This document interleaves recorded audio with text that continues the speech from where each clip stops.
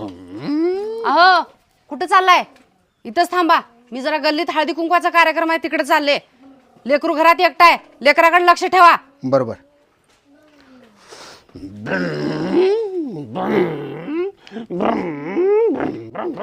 अरे मित्रा चल की जरा चौकात जाऊन येऊ.